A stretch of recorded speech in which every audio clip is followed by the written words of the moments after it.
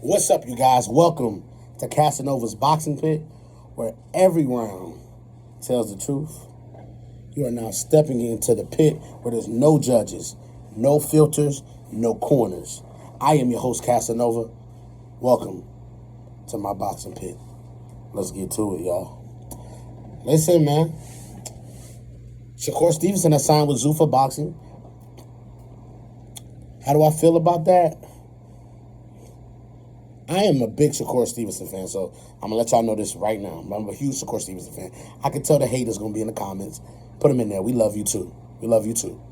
Shakur Stevenson, to me, is, pound for pound, the best boxer on the planet. This Zuffa thing, I had comments about Zuffa before, but they're backed by Turkey al-Sheikh. And one thing about Turkey, he's going to throw that money to it. The money's going to be there.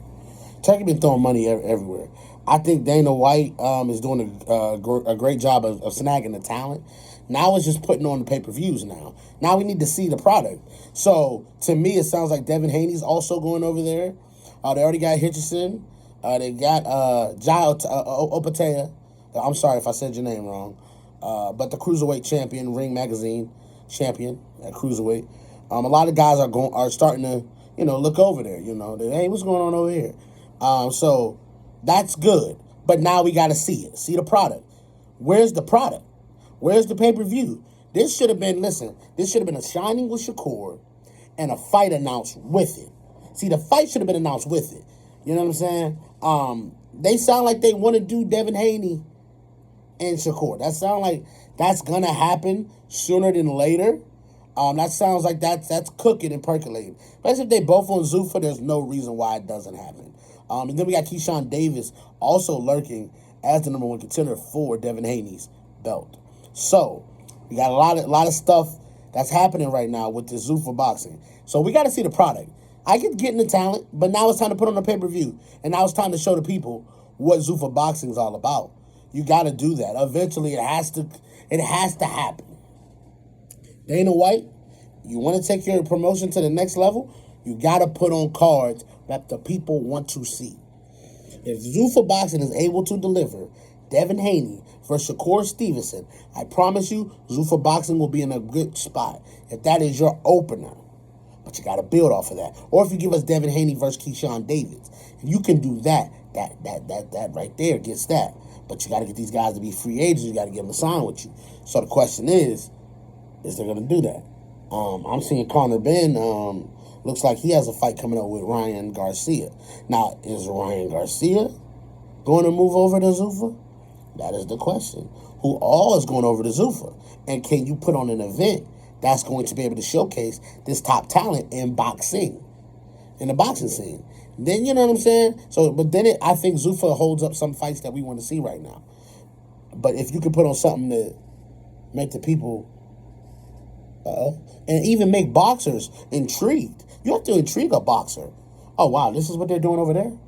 Oh, let me walk across the street and see what they got going on. Zuffa got to put on a show, though.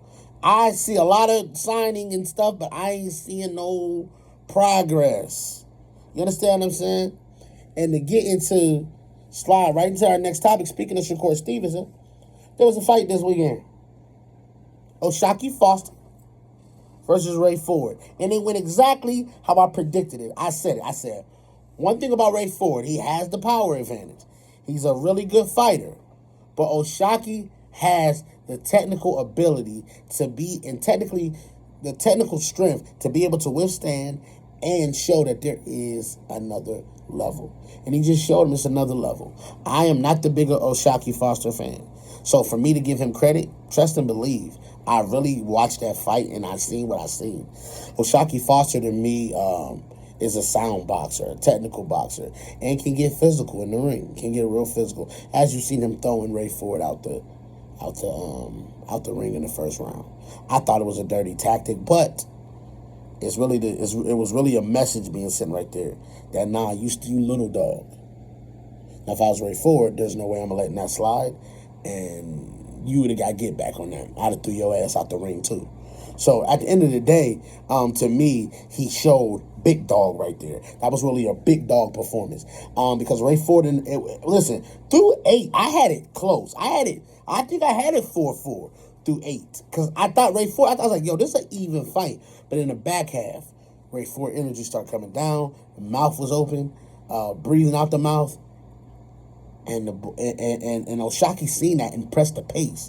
See, the thing about O'Shaquie that people didn't give him credit for in this fight, he pressed the pace when he seen his opponent. Oh, your mouth wide. Oh, press the pace. Oh, come on. I'm going to make you have to either defend these punches. You're going to either have to defend the punches or get hit with the punches. Defend them and use your energy on defense or get hit with punches. So that's what O'Shaquie did in this fight. He pressed the pace when it was perfect time to press it.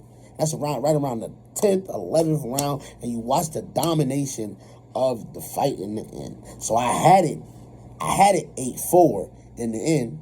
I had it 4-4 at the end. I thought O'Shaquie won 9, 10, 11, and 12. But Ray Ford had some moments. Don't get it incorrect. Ray Ford had some moments. But I thought O'Shaquie took over that fight later down the stretch. But Ford was in this fight. At any given point, Ford could have hit O'Shaquie with something and could have changed the fight, but it just never happened because O'Shaquie stayed on him. He stayed on him. He stayed on him and stayed on him. And so now O'Shaquie steps to Shakur. Do I want to see it? Always willing to see a bad blood fight. Does it make sense from a boxing perspective? No, it does not. Shakur is too big for him. But if it does happen, and O'Shaquie's willing to go up there, I'm not giving you that bail right there. You're not getting that bail. You're not getting that as an excuse. That's what I'm saying, bail. You're not getting that as an excuse. If you step your ass up to 140, O'Shaquie, you will be treated like a 140-pounder. I am not going to mention your other weight. I'm not one of them analysts. I'm mentioning the weight that your ass fighting at. You want to jump up with the big dogs, and you want to step with them, and you take your ass out that porch, and you step up with them, you best believe I'm going to treat you exactly how you want to be treated. You want to be a big dog? You want to step up? But I think Shakur got bigger fish to fry. And I don't know if you should go down there. I don't know if you should fight him. But if it happens, I'm here for it. And I'm not mentioning O'Shaquie's weight. Nope, nope, nope, nope, and nope. No, we're not doing that. These guys want to step up these weight classes. We know it's weight classes for a reason. These guys want to step their ass up to be great. Well, then we're going to judge them on the greatness scale then. We're not doing that other stuff. See, that y'all can make excuses and say, oh, yeah, look, he fought the smaller guy. All that bullshit. But this guy decided to step up. He wanted to test greatness. Let's grade him on a greatness scale like we did with Terrence Crawford when he jumped up. Like we did with David Benavidez when he jumped up. Let's test them on them scales. I'm not giving O'Shaquie that. No, you want to step up and you said you agreed. I'll come with the 140. Or will you? Okay, then. Treat his ass like a 140 then. Let's move on to the next topic. Dimitri Bivol. I watched you fight, man. I seen the fight. I liked what I seen. It's typical Bivol, but it's also typical Bivol. And a typical Bivol is not beating David Benavidez. That's what I got from that fight. I'm going to be honest with you. Everybody going to talk about the layoff. No, the layoff has nothing to do with what I feel. Typical Bivol is typical Bivol. Bivol knocked dude down in the first round. Dude wasn't in trouble the rest of the fight. Wasn't going down, never was down. Because for some reason, Bivol don't have that murder instinct. See, like Benavidez. If Benavidez would have knocked Buddy down in the first round, you best believe we probably not getting to the third. He's done. We may not even finish that first round. How clean it was, how hard it was. Yeah, no. I'm finna follow this up with some craziness. And that's going to be the problem with him and David. He thinks he can keep David on the line, and it's not going to work. David Benavidez is not Artur Beterbiev. Kill that noise now. And Artur Beterbiev is running his mouth now about David Benavidez, which is cool. I'm loving the talk. I'm loving all this talk. Let's get in the ring, though. See, let's get in the ring, though. All this is cool. We cool. But let's get in the ring, though. Artur Beterbiev don't even speak. But he spoke on David Benavidez. saying he does a bunch of talking and all that. We all know y'all guys wasn't trying to fight David Benavidez. Now, maybe not specifically you, but you got to realize at the time when he was trying to fight these guys, they're intermingling with each other, right? But Bivol, before the Better Beef fight, was supposed to fight Benavidez for that one belt. He ducked him. When he first got to the weight class, he ducked him. It's really more towards him. But since you want to run your mouth and step up, Better Beef, I want you to understand this. That age is starting to seep through. And you in there with a hungry 29-year-old lion who's in his physical prime, who is literally still getting better. Still getting better. I want you to understand this ain't going to be no walk in the park on either side. I'm not saying it's a walk in the park for David. But all I'm telling you is be careful calling that man out. It don't work out for people that do. When you call out the Mexican monster, when you call him out, it's a problem. He gonna step to you. Because David that type of dude. Don't ever get it misconstrued. I hate when people, we all know this dude is the most avoided guy in boxing. And then we got somebody talking, saying that, oh, he just talking. And he don't. We're not going to let you get away with that. We know he's the most avoided. None of you guys wanted to fight him because none of you guys said his name. I haven't heard a David Benavidez name call out until he starts saying y'all's. And then you say, well, yeah, we can fight. We'll do that. We can see. That's what was said. But it wasn't called. He been calling y'all out when he was at 68. He said, man, I'm about to go to 75. Fight Better Beef. Fight Bivol. He said that already. He been said that. So the track record is showing I've been calling y'all names out and the fight ain't happened yet. David ain't the type to duck. David fought David Morrell, and David Morrell had 11 fights. He didn't have to fight him. But it was seen as a dangerous fight for David. And everybody was running their mouth about it, and David fought him. So I don't want to hear that David ducks. David don't do that. And this Opatai, him signing the Zuffa makes the fight more difficult to make. But I'm going to tell you this. Money talks. So send that contract and that paper if y'all believe in y'all God. See, if Zuffa believed in Ja, send the bag to David. And let's get this fight on. But you got to believe in your guy. I don't know if they believe in their God. I don't personally believe they believe in their guy can beat David Benavidez. Because remember, if he fight him, it don't matter what going on that promotion side. That's a lot of money to be putting up. And you best believe, you better hope your boy win. Because if he don't, all the belts gone. All the stature gone. Ja has so much to lose in that fight. I'm telling you. So be careful with the David Benavidez call outs and ducking and all that. Shut that up. Shut that up. Y'all know the business of boxing. Max Kellerman, you know better. You know the business of boxing. You know how boxing works. You know different promotion companies don't rock with each other. Don't act like this is anything different. This is not different. Dana White already told y'all I don't want to work with nobody else. So how, if he's over there on Dana White's promotion company, how am I ducking him? How can I duck him when Dana White already said, I'm not working with no other promotion company? He's over here. Come on, y'all. Don't let these analysts screw y'all mind up and thinking that David's ducking Ja, because that's not happening. That's not happening. He's on the side where a guy literally said, I'm not talking to nobody else. If you want to talk to me, come sign over here. Literally. What y'all think? David should just go sign over there? You think that's just easy to go do? Come on, y'all. Use your brains. Y'all know how the business of boxing works. All right? We are about 21 days out of the Xander Zayas and Boots and his fight, man. Excited about this.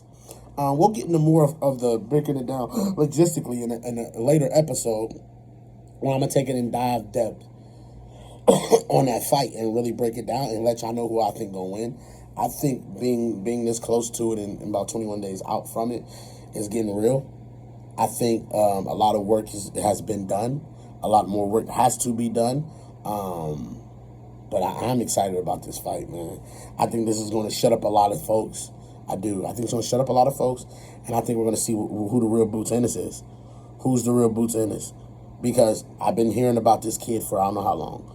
Now we're on the prime time stage. You got the belts on the line. You got 54 supremacy on the line. You got automatic big dog on the line at 54. Because if you have 2 belts, you're the big dog. Sebastian got 1 and Josh Kelly got the other. So nobody has more belts than you. You got 54 supremacy on the line.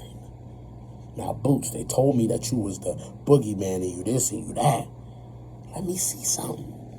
I'm tired of the talking. Let me see it. I'm ready to see what's going on in that ring. Because I've been hearing. Oh, he's this special. He this, he that. He Roy Jones. He Terrence Crawford. He this and that.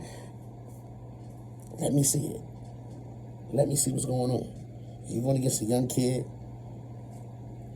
who's ready to shock the world. He don't know no better. See, he young enough to not know no better. He don't know like, nah, bro, you're the underdog, even as the champion. He don't know no better that he ain't supposed to win this fight. This is really supposed to be a Boots crowning moment. It's supposed to be crown Boots moment. I'm telling you, Xander Zayas is in the perfect spot to pull off an upset because of the mindset change that has to happen for you, being that you're the champ. You're actually 54 supremacy. You really run this motherfucker, you know? And then you're the underdog going into the fight. It's a perfect prime position. But we'll get into logistics and everything like that and how this fight will be won and how it will be lost later on in the pod. I appreciate y'all for showing up today. This is Cassanova's Boxing Kit. Y'all already know every round tells the truth. We got no judges, no filters, and no corners. Thank you for joining me today, man. I will catch y'all next week. Peace.